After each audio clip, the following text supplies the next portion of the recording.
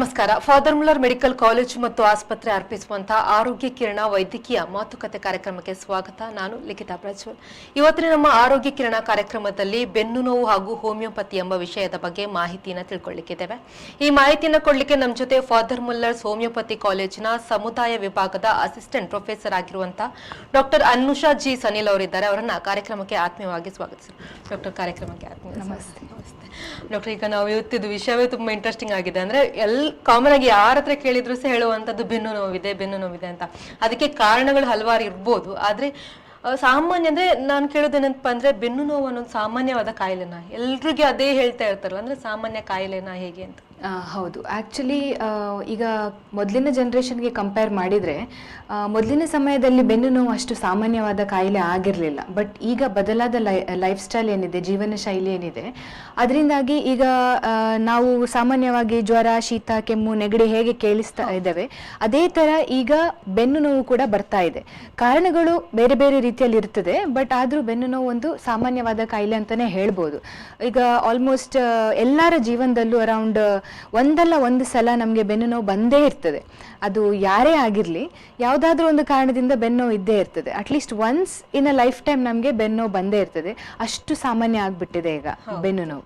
ಅಂದ್ರೆ ಬೆನ್ನು ನೋವಿಗೆ ಬೇರೆ ಬೇರೆ ರೀತಿ ಇದೆಯಾ ನೋವು? ಅಂದ್ರೆ ಒಬ್ಬೊಬ್ರು ಒಂದೊಂಥರ ಹೇಳ್ತಾರೆ, ನಂಗೆ ಹೀಗೆ ಬೆನ್ನು ನೋವು ಆಗ್ತಿದೆ, ಹಾಗೂ ಸ್ವಲ್ಪ ಹೊತ್ತು ಮಾತ್ರ ಇರುತ್ತೆ, ಅಥವಾ ಏನೋ ಸುಸ್ತಾದಾಗ ಬೆನ್ನಲ್ಲಿ ಏನು ಹಿಡ್ಕೊಂಡಾಗ ಆಗುತ್ತೆ ಅಂತ. ಅಂದ್ರೆ ಯಾವ ರೀತಿಯಾದ ಬೆನ್ನು ನೋವು? ಹೌದು, ಬೆನ್ನು ನೋವಲ್ಲಿ ಬೇರೆ ಬೇರೆ ವೆರೈಟಿ ಆಫ್ ಬೆನ್ನು ನೋವು ಇದೆ. ಈಗ ನಾವು ಬೆನ್ನು ನೋವು ಅಂತ ಹೇಳಿದ್ರೆ ಅದೊಂದು ಜನರಲ್ ಟರ್ಮ್. ಈಗ ನಾವು ಬೆನ್ನಿನ ಮೂಳೆಯನ್ನು ನೋಡಿದರೆ ಅದರಲ್ಲಿ ನಾವು ವಿಂಗಡಣೆ ಮಾಡ್ಬೋದು. ಈಗ ಮೇಲಿನ ಭಾಗದ ಬೆನ್ನನ್ನು ನಾವು ಕುತ್ತಿಗೆ ನೋವು ಅಂತ ಹೇಳ್ತೀವಿ. ಕುತ್ತಿಗೆಯಲ್ಲಿ ಬರುವಂಥ ನೋವು ಅದು ಪಾರ್ಟ್ ಆಫ್ ದ ಬೆನ್ನೆ, ಬಟ್ ಆದರೆ ಅದಕ್ಕೆ ಸ್ಪೆಸಿಫಿಕ್ ಆಗಿ ನಾವು ಕುತ್ತಿಗೆ ನೋವು ಅಂತ ಹೇಳ್ತೀವಿ. ಹಾಗೆ ಅದರ ನೆಕ್ಸ್ಟ್ ಆಗಿ ಮೇಲ್ಭಾಗದ ಬೆನ್ನು ನೋವು, ಮಧ್ಯಭಾಗದ ಬೆನ್ನು ನೋವು, ಹಾಗೆ ಕೆಳಭಾಗದ ಬೆನ್ನು ನೋವು ಅಥವಾ ಸೊಂಟ ನೋವು ಅಂತ ಹೇಳಿ ವಿಂಗಡಿಸ್ತೇವೆ. ಸೊ ಬೆನ್ನು ನೋವು ಅಂತ ಹೇಳಿದರೆ ಅದು ಜನರಲ್ ಟರ್ಮ್. ಸೊ ಕೆಲವರಿಗೆ ಮೇಲ್ಭಾಗದಲ್ಲಿ ಬೆನ್ನು ನೋವು ಇರ್ತದೆ, ಇನ್ನು ಕೆಲವರಿಗೆ ಕೆಳಭಾಗದಲ್ಲಿ ಅಥವಾ ಸೊಂಟನಲ್ಲಿ ನೋವಿರ್ತದೆ. ಬಟ್ ಹೇಳಬೇಕಾದ್ರೆ ಎಲ್ಲರೂ ಬೆನ್ನು ನೋವು ಅಂತಾನೆ ಹೇಳ್ತಾರೆ. ಸೊ ಡಾಕ್ಟರ್ಸ್ ಹತ್ರ ಬರುವಾಗ ಅವರು ಯಾವಾಗಲೂ ಸ್ಪೆಸಿಫಿಕ್ ಆಗಿ ಈ ಭಾಗದಲ್ಲಿ ನೋವಿದೆ ಅಂತ ಹೇಳಿದ್ರೆ ಡಯಾಗ್ನೋಸಿಸ್ ಸ್ವಲ್ಪ ಈಸಿ ಆಗುತ್ತೆ. ಇದಕ್ಕೆ ಏಜ್ ಏನಾದ್ರೂ ಇದೆಯಾ? ಸಾಮಾನ್ಯವಾಗಿ ಎಲ್ಲ ಏಜ್ನವರು ಈಗ ಅಂತ ಹೇಳ್ತಾರೆ ಬೆನ್ನು ನೋವು ಅಂತ. ಆದ್ರೆ ಈ ನೀವು ಹೇಳುವ ಒಂದು ಬೆನ್ನು ನೋವಿಗೆ ಇದೇ ಏಜ್ ಅಂತ ಇದೆಯಾ? ಏಜ್ನವರಿಗೆ ಮಾತ್ರ ನೋಡಿ, ಈಗ ಆಕ್ಚುಲಿ ನಾನು ಮೊದಲೇ ಹೇಳಿದ ಹಾಗೆ ಇದು ಎಷ್ಟು ಕಾಮನ್ ಆಗಿಬಿಟ್ಟಿದೆ ಅಂದರೆ ಆಲ್ಮೋಸ್ಟ್ ಎಲ್ಲರೂ ಒಂದಲ್ಲ ಒಂದ್ಸಲ ಬೆನ್ನು ಅಂತ ಹೇಳೋದೇ ಇದೆ. ಬಟ್ ಮೊದಲಿಗೆ ಕಂಪೇರ್ ಮಾಡಿದರೆ ಇವಾಗ ಬೆನ್ನು ನೋವು ಯಾವ ಏಜಲ್ಲಿ ಬೇಕಾದರೂ ಕಾಣಿಸ್ಕೋಬೋದು. ಈವನ್ ಮಕ್ಕಳಲ್ಲೂ ಕಾಮನ್ ಆಗಿ ಬರುತ್ತೆ. ಮಕ್ಕಳಲ್ಲಿ ಯಾಕೆ ಬರುತ್ತೆ ಅಂತ ಹೇಳಿದರೆ, ಈಗ ಕೆಲವು ಮಕ್ಕಳು ಈ ಜಿಮ್ನಾಸ್ಟಿಕ್ಸ್ ಮಾಡ್ತಾರೆ, ಇನ್ನು ತುಂಬ ಫುಟ್ಬಾಲಲ್ಲಿ ಇರುವವರು, ತುಂಬ ಫಿಸಿಕಲ್ ಆ್ಯಕ್ಟಿವಿಟಿಯಲ್ಲಿ ಇರುವವರು, ಕೆಲವೊಮ್ಮೇನಾಗುತ್ತೆ ಈ ಸ್ಟ್ರೆಸ್ ಫ್ರ್ಯಾಕ್ಚರ್ ಅಂತ ಹೇಳಿ ಬರುತ್ತೆ. ಸೊ ಅದು ಲಾಂಗ್ ರನ್ನಲ್ಲಿ ಅವರಿಗೆ ದೀರ್ಘಕಾಲದ ಬೆನ್ನು ನೋವಾಗಿ ಮಾರ್ಪಾಡಾಗ್ಬೋದು. ಇನ್ನು ಒಂದು 20ರಿಂದ 40 ವರ್ಷ ಹಿಡಿದ್ರೆ ಅವರಲ್ಲಿ ಇತ್ತೀಚೆಗೆ ತುಂಬ ಬದಲಾದ ಜೀವನ ಶೈಲಿ, ಒಂದೇ ಭಂಗಿಯಲ್ಲಿ ಕೂತ್ಕೊಳ್ಳುವಂಥದ್ದು, ಮತ್ತು ಯಂಗ್ಸ್ಟರ್ಸಲ್ಲಿ ಸ್ವಲ್ಪ ಜಿಮ್ಮಲ್ಲಿ ಸ್ವಲ್ಪ ಆಸಕ್ತಿ ಜಾಸ್ತಿ. ಸೊ ಪ್ರಾಪರಾಗಿ ಇನ್ಸ್ಟ್ರಕ್ಷನ್ಸ್ ಇಲ್ಲದೆ, ಸೂಪರ್ವೈಸರ್ ಇಲ್ಲದೆ, ಒಟ್ರಾಶಿ ಬಾಡಿ ಮಾಡಬೇಕು ಅನ್ನೋ ಒಂದು ಹಂಬಲದಲ್ಲಿ ಅದು ವೆಯ್ಟ್ ಎತ್ತೋದು, ಸೂಪರ್ವಿಷನ್ ಇಲ್ಲದೆ ವೆಯ್ಟ್ ಎತ್ತೋದು, ಜಾಸ್ತಿಯಾಗಿ ಕಾರಲ್ಲಿ ಬೈಕಲ್ಲಿ ಓಡಾಟ. ಮತ್ತು ಇವಾಗ ನಿಮಗೆಲ್ಲ ಗೊತ್ತಿದೆ ರೋಡಿನ ಅವಸ್ಥೆ ಹೇಗಿದೆ ಅಂತ ಹೇಳಿ. ಸೊ 2 ವೀಲರ್ಸಲ್ಲಿ ಅಂಥ ರೋಡಲ್ಲಿ ಹೋಗಬೇಕಾದ್ರೆ ಅದು ಕಾನ್ಸ್ಟೆಂಟ್ ಆಗಿ ಸ್ಟ್ರೆಸ್ ಕೊಟ್ಟು ಅವರಿಗೆ ಬೆನ್ನು ನೋವು ಬರ್ಬೋದು. ಮತ್ತು 50+ ನಮಗೆಲ್ಲ ಗೊತ್ತೇ ಇದೆ ಹೇಗೆ ನಮ್ಮ ಕೂದಲು, ಚರ್ಮ ಹೇಗೆ ವಯಸ್ಸಾಗತ್ತೆ, ಅದೇ ಥರ ನಮ್ಮ ಜಾಯಿಂಟ್ಗೂ ವಯಸ್ಸಾಗತ್ತೆ. ಸೊ ಆ ಏಜಲ್ಲಿ ಅದು ಸರ್ವೇ ಸಾಮಾನ್ಯ, ಎಲ್ರಿಗೂ ಇದ್ದೇ ಇರುತ್ತೆ. ಬಟ್ ಇವಾಗ ಏನಾಗಿದೆ ಅಂದರೆ ಅದಕ್ಕಿಂತ ಮೊದಲು ಬರುವಂಥ ಚಾನ್ಸಸ್ ಜಾಸ್ತಿ ಇದೆ. ಅಂದರೆ ಇದೆಲ್ಲ ಕಾರಣಗಳಲ್ಲದೆ ಬೇರೆ ಯಾವುದೊಂದು ಸೀರಿಯಸ್ ಆಗಿರುವಂಥ ಕಾರಣಗಳಿದೆಯಾ? ಇದು ಬಂದಾಗ ನಾವು ಅಸಡ್ಡೆ ಮಾಡಬಾರ್ದು ಅನ್ನೋ? ನೋಡಿ, ಈಗ ಎಲ್ಲ ಬೆನ್ನು ನೋವಿಗೆ ಸೀರಿಯಸ್ ಕಾರಣ ಇರುವುದಿಲ್ಲ. ಆಲ್ಮೋಸ್ಟ್ ಒಂದು 90% ನಾವು ಹೇಳ್ಬೋದು ಅದಕ್ಕೆ ಅಷ್ಟೊಂದು ಸೀರಿಯಸ್ ಕಾರಣಗಳು ಇರುವುದಿಲ್ಲ. ಓನ್ಲಿ 10%ಗೆ ಮೇಜರ್ ಆಗಿ ಏನಾದರೂ ಕಾರಣ ಇರ್ಬೋದು. ಈಗ ಅದಕ್ಕೆ ಕಾರಣಗಳು ಅಂತ ಹೇಳಲಿಕ್ಕೆ ಹೋದರೆ ನಾನು ಹೇಳಿದಾಗೆ ಮೋಸ್ಟ್ಲಿ ಫಿಸಿಕಲ್ ಆ್ಯಕ್ಟಿವಿಟಿ ಇರದೇ ಇರುವಂಥದ್ದು. ಈಗೇನಾಗಿದೆ, ನಮಗೆ ಕುಕ್ಕಿಂಗ್ ಅಪ್ಲಯನ್ಸಸ್ ಎಲ್ಲ ಅವೈಲೇಬಲ್ ಇದೆ. ಸೊ ದೈಹಿಕ ವ್ಯಾಯಾಮ ತುಂಬ ಕಡಿಮೆ ಆಗಿದೆ. ಆದಷ್ಟು ಕುಕ್ಕಿಂಗ್ ಅಪ್ಲಯನ್ಸ್ ಯೂಸ್ ಮಾಡಿ ಮಾಡಿ ನಾವು ಹ್ಯಾಬಿಚುವೇಟ್ ಆಗೋಗ್ಬಿಟ್ಟಿದ್ದೀವಿ. ಸೊ ದೈಹಿಕ ವ್ಯಾಯಾಮ ಅಂತೂ ಇಲ್ಲ. ಹಾಗಾಗಿ ಏನಾಗತ್ತೆ, ಈ ಮಸಲ್ಸ್ಗಳಿಗೆ ಸ್ಟ್ರೆಚಿಂಗ್ ಸಿಗ್ತಾ ಇಲ್ಲ. ಸೊ ಅದು ಒಂದು ಕ್ರಾನಿಕ್ ಬ್ಯಾಕ್ ಪೇನ್ ಆಗಿ ಬರ್ಬೋದು. ಅದಲ್ಲದೆ ಒಂದೇ ಭಂಗಿಯಲ್ಲಿ ಕೂತ್ಕೊಳ್ಳುವಂಥದ್ದು. ನಾನು ಕೂತ್ಕೊಳ್ಳುವಂಥದ್ದು ಅಂತ ಹೇಳುವಾಗ ಹೆಚ್ಚಿನವರಿಗೆ ಬರುತ್ತೆ ಈ IT ಕ್ಷೇತ್ರದಲ್ಲಿ ಅಥವಾ ಟೆಕ್ಕಿಗಳಿಗೆ ಬರುವಂಥ ಕಾಯಿಲೆ ಅದು ಅಂತ ಅಂದ್ಕೋತಾರೆ. ಬಟ್ ನಾವು ಕೂತ್ಕೊಳ್ಳೋದು ಅಂತ ಹೇಳಿದರೆ ಟೆಕ್ಕಿಗಳು ಮಾತ್ರ ಅಲ್ಲ, ಯಾರೂ ಇರ್ಬೋದು. ಈಗ ಲೈಕ್ ಫಾರ್ ಎಕ್ಸಾಂಪಲ್ ಬೈಕಲ್ಲಿ ಇರ್ಬೋದು, ಕೂತ್ಕೊಳ್ಳೋದಂದರೆ ಸೋಫಾದಲ್ಲೂ ಇರ್ಬೋದು, ಚೇರಲ್ಲೂ ಇರ್ಬೋದು, ಕಾರಲ್ಲೂ ಇರ್ಬೋದು. ಯಾವುದಾದ್ರೂ ಅಂಥ ಇದರಲ್ಲಿ ಕಂಟಿನ್ಯೂಸ್ ಆಗಿ ನಾವು ಕೂತ್ಕೊಂಡಿರುವಾಗ ಅಂಥವರಿಗೆ ಬೆನ್ನು ನೋವು ಬರುತ್ತೆ. ಸೊ ಅದು ಕಾಮನ್ ಫಾರ್ ಟೆಕ್ಕೀಸ್. ಯಾಕಂದರೆ ಬೆಳಿಗ್ಗೆ ಹೋಗ್ತಾರೆ, ಒಂದು 8 ಗಂಟೆ 7 ಗಂಟೆ ಕೆಲಸ ಮಾಡ್ತಾರೆ, ಕೂತ್ಕೊಂಡೇ ಕೆಲಸ ಮಾಡ್ತಾರೆ. ಒಂದೇ ಭಂಗಿಯಲ್ಲಿ 1 ಗಂಟೆಗಿಂತ ಅಥವಾ 2 ಗಂಟೆಗಿಂತ ಜಾಸ್ತಿ ಕೂತ್ಕೊಳ್ಬಾರ್ದು. ಅದು ಒಂದು ಕಾರಣ ಆಗಿದೆ ಇತ್ತೀಚಿನ ದಿನಗಳಲ್ಲಿ. ಇದೆಲ್ಲ ಕಾರಣಗಳು. ಅದೇ ತುಂಬಾ ಜನ ಬೆನ್ನು ನೋವು ಅಂತ ಹೇಳಿದ ಕೂಡಲೇ ಇದೆ ನಾವು ಕೂತ್ಕೊಂಡ ಕಾರಣದಿಂದ ಬಂದಿದೆ, ಅಥವಾ ಏನೋ ಒಂದು ಆಟ ಆಡ್ಬೇಕಾದ್ರೆ ಉಳ್ಕಿದಂಗೆ ಆಗಿದೆ ಅಂತ. ಆದ್ರೆ ಇದೆಲ್ಲ ಕಾರಣಗಳನ್ನ ನಾವು ಅಸಡ್ಡೆ ಮಾಡ್ಬೋದಾ? ಎಷ್ಟು ಸರಿ ನೀವು ಹೇಳಿದ ಹಾಗೆ ಅದು ಅಸಡ್ಡೆಗೆ ಕಾರಣ ನೀವು ಅದು ಕೇಳಿದ್ರಲ್ಲ. ಸೊ ಬೇಸಿಕ್ಲಿ ಫಿಸಿಕಲ್ ಇನ್ಆಕ್ಟಿವಿಟಿ ಅಂತ ಹೇಳ್ಬೋದು. ಅದಲ್ಲದೆ ನಮಗೆ ಬೆನ್ನು ನೋವು ಅಂತ ಹೇಳಿದ್ರೆ ಒಂದು 10% ಜನರಲ್ಲಿ ಆಕ್ಚುಯಲ್ ಸೀರಿಯಸ್ ಆಗಿರೋ ಕಾರಣಗಳು ಇರ್ಬೋದು. ಲೈಕ್ ಡಿಸ್ಕ್ ರಿಲೇಟೆಡ್ ಪ್ರಾಬ್ಲಮ್ ಅಂತ ಬರುತ್ತೆ. ಸೊ ಬೆನ್ನು ನೋವಿಗೆ ಅದು ಸ್ಪೆಸಿಫಿಕ್ ಆಗಿ ಬರುವಂಥ ಕಾರಣ. ಈ ಡಿಸ್ಕಲ್ಲಿ ಪ್ರೊಲ್ಯಾಪ್ಸ್ ಅಂತ ಹೇಳ್ತೇವೆ, IVDP ಇಂಟರ್ವರ್ಟಿಬ್ರಲ್ ಡಿಸ್ಕ್ ಪ್ರೊಲ್ಯಾಪ್ಸ್ ಅಥವಾ ಹರ್ನಿಯೇಷನ್, ಇದೆಲ್ಲ ಒಂದು ಸ್ವಲ್ಪ ಸೀರಿಯಸ್ ಕಾರಣಗಳಿರುತ್ತೆ. ಅದಲ್ಲದೆ ಏಜ್ ರಿಲೇಟೆಡ್ ಡಿಜನರೇಟಿವ್ ಪ್ರಾಸೆಸ್ ಇರುತ್ತೆ, ಡಿಜನರೇಟಿವ್ ಚೇಂಜಸ್ ಇರುತ್ತೆ, ಅದರಿಂದಾಗಿ ಬೆನ್ನು ನೋವು ಬರ್ಬೋದು. ಇನ್ನು ಕೆಲವರಿಗೆ ಸ್ವಲ್ಪ ಇನ್ಫೆಕ್ಷನ್ ರಿಲೇಟೆಡ್ ಬರುತ್ತೆ. ಇನ್ಫೆಕ್ಷನ್ ಅಂದರೆ ಕೆಲವರು ಬೆನ್ನು ಅಂತ ಹೇಳುವಾಗ ನಾರ್ಮಲ್ ಆಗಿರೋ ಬೆನ್ನು ಅಂತ ಅನ್ಕೋತಾರೆ, ಬಟ್ ಅದರ ಜೊತೆಗೆ ತೂಕ ಇಳಿಕೆ ಆಗೋದು, ಅವರಿಗೆ ಜ್ವರ ಏನಾದರೂ ಇದ್ದರೆ ಅದು ಸ್ವಲ್ಪ TB ರಿಲೇಟೆಡ್ ಇನ್ಫೆಕ್ಷನಿಂದನೂ ಬೆನ್ನು ಬರ್ಬೋದು.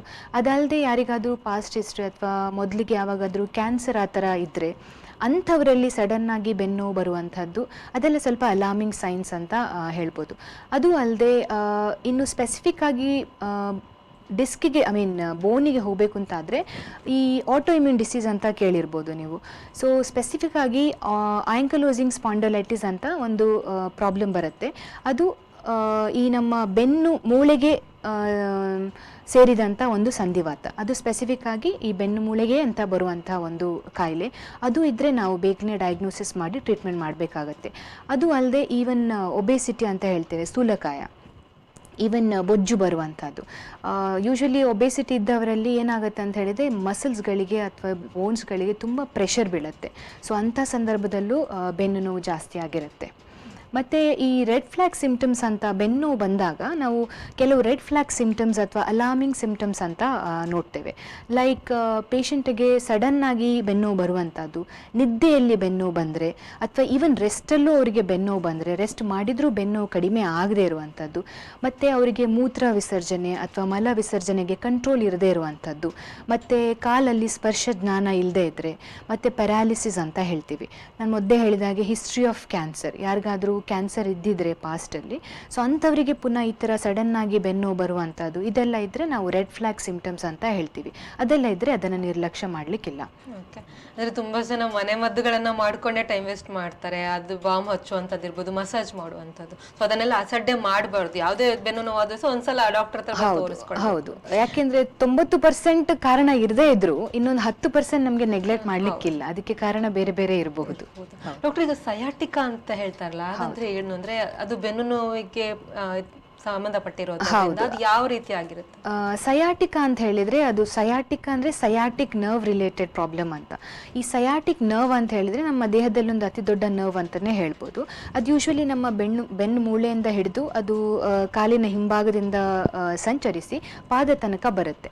ಸೊ ಈ ನಾನು ಮೊದಲೇ ಹೇಳಿದಾಗೆ IVDP ಅಂತ ಒಂದು ಸಂದರ್ಭ ಬರುತ್ತೆ. ಅಂದರೆ ಡಿಸ್ಕ್ ಹರ್ನಿಯೇಷನ್, ಡಿಸ್ಕ್ ಪ್ರೊಲ್ಯಾಪ್ಸ್ ಅಂಥ ಸಂದರ್ಭದಲ್ಲಿ ಏನಾಗುತ್ತೆ ಅಂತ ಹೇಳಿದರೆ ಈ ಡಿಸ್ಕಿನ ಬಲ್ಜಿಂದ ಈ ಸಯಾಟಿಕ್ ನರ್ವ್ ಬರುವ ಜಾಗ ಏನಿದೆ ಅಲ್ಲಿ ಕಂಪ್ರೆಷನ್ ಸ್ಟಾರ್ಟ್ ಆಗುತ್ತೆ.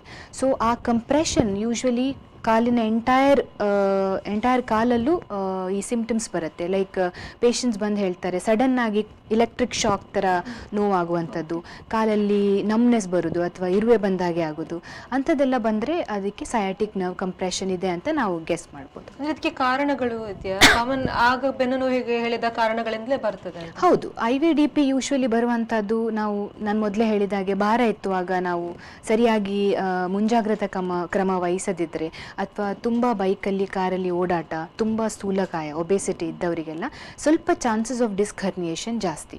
ಸೊ ಇದು ಸಯಾಟಿಕಾ ಏನಿದೆ ಅದು ಡಿಸ್ಕ್ ಹರ್ನಿಯೇಷನ್ಗೆ ಒಂದು ಅಲಾರ್ಮಿಂಗ್ ಸೈನ್, ಅಂದರೆ ಡಿಸ್ಕಲ್ಲಿ ಏನೋ ಪ್ರಾಬ್ಲಮ್ ಇದೆ ಅಂತ ಹೇಳಿ ಸಯಾಟಿಕಾ ಒಂದು ನಮಗೆ ಸಿಗ್ನಲ್ ಕೊಡುವಂಥದ್ದು. ಓಕೆ, ಇದನ್ನೆಲ್ಲ ಈಗ ಬೆನ್ನು ನೋವಿದ್ದು ಎಕ್ಸ್ಪ್ಲೇನ್ ಮಾಡ್ತಿದ್ರೆ ಈಗ ನೋವು ಅದನ್ನು ತಡೆಗಟ್ಟಲಿಕ್ಕೆ ಏನಾದರೂ ಇದೆಯಾ ಅಂತ? ನೋಡಿ, ತಡೆಗಟ್ಟಲಿಕ್ಕೆ ನೋಡ್ಲಿಕ್ಕೆ ಹೋದರೆ ನಮಗೆ ಕಾರಣದಲ್ಲಿಯೇ ಅದರಲ್ಲಿ ಪ್ರಿವೆನ್ಷನ್ ಇದೆ. ನಾನು ಆಲ್ರೆಡಿ ಹೇಳಿದಾಗೆ physical inactivity the first important thing is like ನಾವು ಯಾವಾಗಲೂ ಅಷ್ಟೇ ಒಂದೇ ಜಾಗದಲ್ಲಿ ಕೂತ್ಕೊಳ್ಳದೇ ಇರುವಂಥದ್ದು, ಆದಷ್ಟು ನಮ್ಮ ಒಡನಾಟ ಇರಬೇಕು, ಅಂದರೆ ಜಾಸ್ತಿ ನಡೆದಾಟ ಇರಬೇಕು. ಮತ್ತು ಈ ಫಿಸಿಕಲ್ ಆ್ಯಕ್ಟಿವಿಟಿ ಏನು ಹೇಳ್ತೀವಿ ಅದನ್ನು ಸ್ವಲ್ಪ ಇನ್ಕಾರ್ಪೊರೇಟ್ ಮಾಡಬೇಕು. ಮತ್ತು ಆದಷ್ಟು ನಮ್ಮ ವೆಯ್ಟ್ ಇಶ್ಯೂಸ್ ಇದ್ದರೆ ಅದನ್ನು ಸ್ವಲ್ಪ ತೂಕ ಇಳಿಕೆಯನ್ನು ಮಾಡುವಂಥದ್ದು, ಅದನ್ನು ಮಾಡ್ಕೊಳ್ಬೇಕಾಗತ್ತೆ. ಮತ್ತು ಈ ಅಲಾರ್ಮಿಂಗ್ ಸೈನ್ಸ್ ಎಲ್ಲ ಇದ್ದರೆ ಅದನ್ನು ನಾವು ಇಮಿಡಿಯೇಟಾಗಿ ಡಾಕ್ಟರ್ ಹತ್ರ ತೋರಿಸ್ಬೇಕಾಗತ್ತೆ.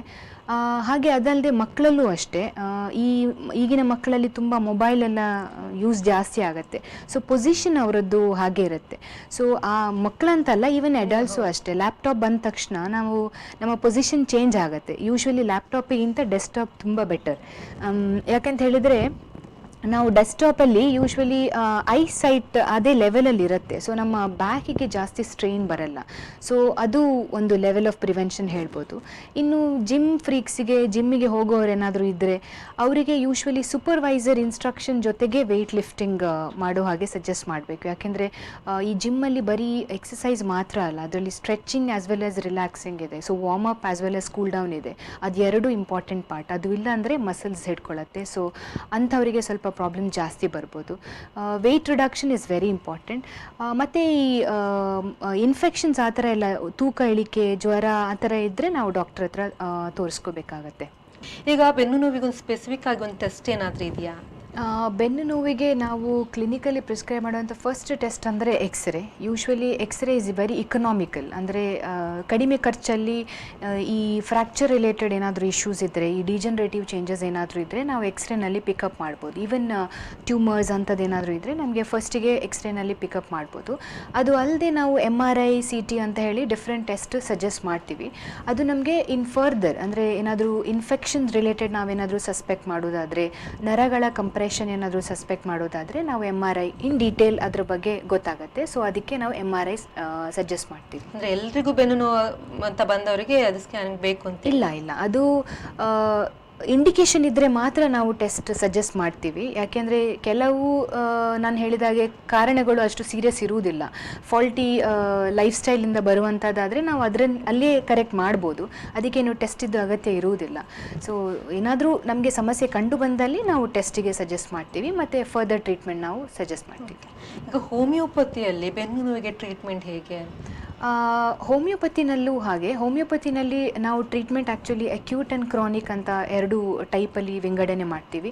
ಸೊ ಕೆಲವು ಪೇಷಂಟ್ಸ್ ಏನು ಮಾಡ್ತಾರೆ, ನಾವು ಅಕ್ಯೂಟ್ ಆಗಿರುವಂಥ ಬೆನ್ನು ನೋವು ಇದು ಲೆಸ್ ದೆನ್ 4 ವೀಕ್ಸ್ ಅಂದರೆ 4 ವಾರಗಳ ಕೆಳಗೆ ಆಲ್ ಆಫ್ ಅ ಸಡನ್ ಬಂದಿರುತ್ತೆ. ಮೋಸ್ಟ್ಲಿ ಭಾರ ಎತ್ತಿ ಇಂಥದ್ದೇನಾದರೂ ಒಂದು ಸಣ್ಣ ಪುಟ್ಟ ಸ್ಪೇನಿಂದ ಬಂದಿರುವಂಥದ್ದು. ಆ ಟೈಮಲ್ಲಿ ನಾವು ಅಕ್ಯೂಟ್ ಆಗಿ ಸ್ಪೆಸಿಫಿಕ್ ಅಂದರೆ ಅವರ ಪೇಯ್ನ್ ಕಮ್ಮಿ ಆಗಲಿಕ್ಕೆ ನಾವು ಮದ್ದನ್ನು ಕೊಡ್ತೀವಿ. ಇನ್ನು ದೀರ್ಘಕಾಲೀನ ಒಂದು ಸಮಸ್ಯೆ ಇದ್ದವರಿಗೆ ನಾವು ವ್ಯಕ್ತಿಗತ ಚಿಕಿತ್ಸೆಯನ್ನು ಕೊಡ್ತೀವಿ ಹೋಮಿಯೋಪತಿಯಲ್ಲಿ. ಅದರಲ್ಲಿ ನಾವು ಆ ಪೇಷಂಟ್ನ ಡೀಟೇಲನ್ನು ತಗೊಂಡು ಆ ಟ್ರೀಟ್ಮೆಂಟ್ ಸ್ವಲ್ಪ ಟೈಮ್ ಜಾಸ್ತಿ ತಗೊಳ್ಬೇಕಾದ್ದು. ವೆರಾಸ್ ಅಕ್ಯೂಟ್ ನಾವು ಕೊಡುವಾಗ ಅದು ವಿದಿನ್ ಅ ವೀಕ್ ಅಥವಾ ಒಂದು 10 ಡೇಸಲ್ಲಿ ಟ್ರೀಟ್ಮೆಂಟಲ್ಲಿ ಕಡಿಮೆ ಆಗುತ್ತೆ. ಈ ಚಿಕಿತ್ಸೆ ಅಂದರೆ ಈಗ 1 ವೀಕ್ ಅಂತ ಹೇಳಿದ್ರೆ ಕಾಮನಾಗಿ ಎಲ್ರಿಗೂ ಅಂದರೆ ಎಷ್ಟು ಟೈಮ್ ತಗೊಳ್ತದೆ ಒಂದು ಬೆನ್ನು ನೋವಿಗೆ ಅಂತ ನಿಮ್ಮ ಹತ್ರ ಟ್ರೀಟ್ಮೆಂಟ್ ಬಂದಾಗ ಅದು ಸಂಪೂರ್ಣವಾಗಿ ಗುಣಮುಖವಾಗಲಿಕ್ಕೆ ಎಷ್ಟು ಟೈಮ್ ತಗೊಳ್ಳುತ್ತೆ?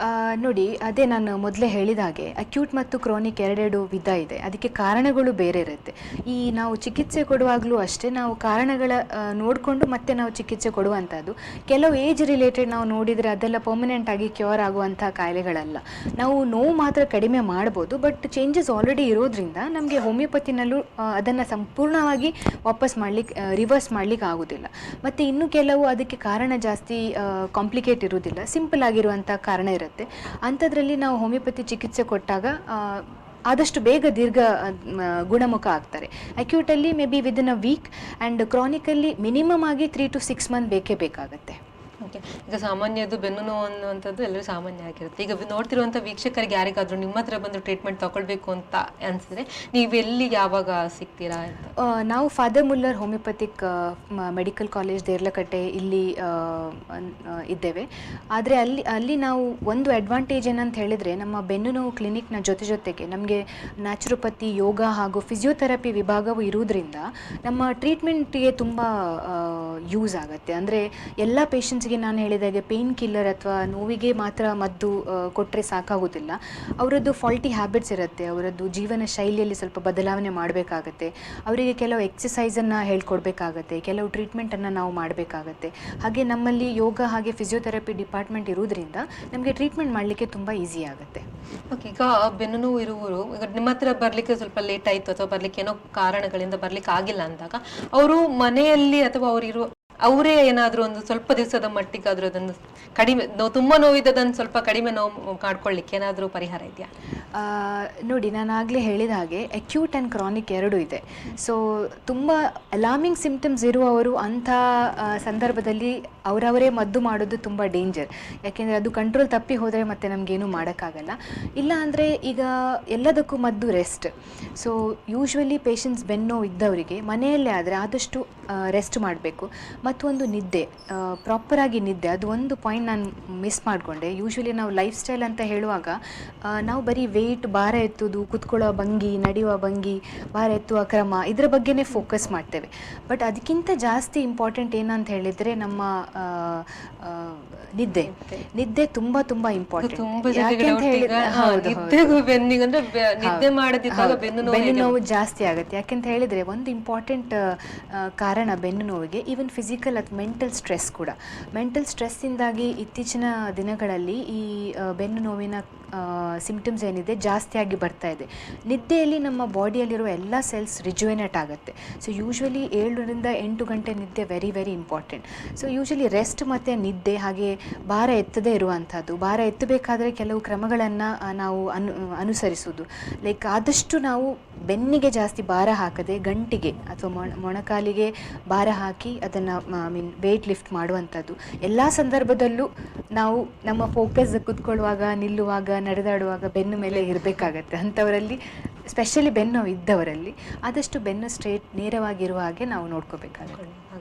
ಈಗ ಒಂದು ಬೆನ್ನು ನೋವು ಇರುವವರಿಗೆ ಅಥವಾ ಆಲ್ರೆಡಿ ಬೆನ್ನು ನೋವಿದ್ದು ಅವರಿಗೆ ಟ್ರೀಟ್ಮೆಂಟ್ ತಗೊಳ್ತಿರೋರಿಗೆ ನೀವೊಂದು ಕಿವಿ ಮಾತು ಹೇಳೋದು, ಅಥವಾ ಮುಂದೆ ಯಾರಿಗೂ ಬೆನ್ನು ನೋವು ಬರಬಾರ್ದು ಅಂತ ಅನ್ಕೊಳ್ಳಿ, ಬೆನ್ನು ಒಂದು ಬರೋದು ಬೇಡ ಅಂತ ಅನ್ಕೊಳ್ಳೋರಿಗೆ ನೀವು ಏನು ಕಿವಿ ಮಾತು ಹೇಳ್ತೀರ? ನನ್ನ ಪ್ರಕಾರ active life style is very important. ಏನೇ ಮಾಡ್ತೀರಿ, ಏನಾದರೂ ಕೆಲಸ ಮಾಡ್ತೀರಿ, but in a day 30 minute ನಮಗೋಸ್ಕರ ನಾವು ತೆಗಿಲೇಬೇಕು. ಅಟ್ಲೀಸ್ಟ್ ಅ ಮೈಲ್ಡ್ ವಾಕ್ ಇರ್ಬೋದು, ಯೋಗ ಇರ್ಬೋದು, any kind of physical activity, swimming ಗೊತ್ತಿದ್ದರೆ ಸ್ವಿಮ್ಮಿಂಗ್, ಇದು ಏನಾದರೂ ಪರವಾಗಿಲ್ಲ. Physical activity is very important. ಒಂದು ದಿನದಲ್ಲಿ ಅರ್ಧ ಗಂಟೆನಾದರೂ ಫಿಸಿಕಲ್ ಆ್ಯಕ್ಟಿವಿಟಿಗೆ ಅಂಥೇಳಿ ನಾವು ಮೀಸಲಿಡಬೇಕು. ಅದ್ರ ಜೊತೆಗೆ ಸ್ಟ್ರೆಸ್ ಫ್ರೀ ಲೈಫ್ ಹೇಳಲಿಕ್ಕೆ easy, but it is difficult, but ಅದು ಇಂಪಾರ್ಟೆಂಟ್. ಹಾಗೆ ಪ್ರಾಪರ್ ನಿದ್ದೆ. ಸ್ಥೂಲಕಾಯ, ಒಬೆಸಿಟಿ ಇದ್ದರೆ weight management is very important. These are the very important tips. ತುಂಬ ಈಗ ಬ್ಯುಸಿ ಲೈಫಲ್ಲಿ ಎಲ್ಲರೂ ಇರೋದ್ರಿಂದ ಇದಕ್ಕೆಲ್ರಿಗೂ ಟೈಮ್ ಕೊಡ್ಲಿಕ್ಕೆ ಅಷ್ಟೇ. ತುಂಬ ಜನ ಬೆನ್ನು ನೋವು, ಆ ನೋವು, ಈ ನೋವು ಹೇಳ್ಕೊಳ್ತಾರೆ. ಅದಕ್ಕೆ ನಿಜವಾದ ಕಾರಣ ಯಾವುದು ಅಂತ ಯಾರಿಗೂ ಗೊತ್ತಿರೋದಿಲ್ಲ ಅಲ್ಲ. ಈಗ ಅದು ಇಷ್ಟೊತ್ತು ಬೆನ್ನು ನೋವಿನ ಬಗ್ಗೆ ಒಳ್ಳೊಳ್ಳೆ ಮಾಹಿತಿಯನ್ನು ಕೊಟ್ಟು, ಯಾವ ಕಾರಣದಿಂದ ಬರುತ್ತೆ, ಯಾಕೋಸ್ಕರ ಬರುತ್ತೆ, ಹೇಗೆ ತಡೆಗಟ್ಕೋಬೋದು ಅಂತ ಒಳ್ಳೆ ಮಾಹಿತಿನ ಕೊಟ್ಟಿದ್ರಿ. ಇಷ್ಟೊತ್ತು ನಮ್ಮ ಜೊತೆ ಬಂದು ಕೂತ್ಕೊಂಡು ಮಾಹಿತಿ ಕೊಟ್ಟಿದ್ದಕ್ಕೆ ಥ್ಯಾಂಕ್ ಯು ಸೊ ಮಚ್. ನೋಡಿದ್ರಲ್ಲ ವೀಕ್ಷಕರು, ಇಷ್ಟೊತ್ತು ಆರೋಗ್ಯ ಕಿರಣ ವೈದ್ಯಕೀಯ ಮಾತುಕತೆ ಕಾರ್ಯಕ್ರಮದಲ್ಲಿ ಬೆನ್ನು ನೋವು ಮತ್ತು ಹೋಮಿಯೋಪತಿಯ ಬಗ್ಗೆ ಮಾಹಿತಿನ ತಿಳ್ಕೊಂಡ್ವಿ. ಮುಂದಿನ ಕಾರ್ಯಕ್ರಮದಲ್ಲಿ ಮತ್ತೊಬ್ಬ ವೈದ್ಯರೊಂದಿಗೆ ಭೇಟಿ ಆಗ್ತೀನಿ. ಅಲ್ಲಿವರೆಗೂ ನೋಡ್ತಾ ಇರಿ V4 News.